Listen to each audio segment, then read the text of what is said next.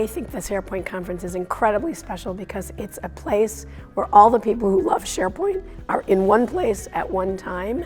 and it's really all about SharePoint. I think anyone who is using SharePoint in their organization should really attend. I'd love to see more people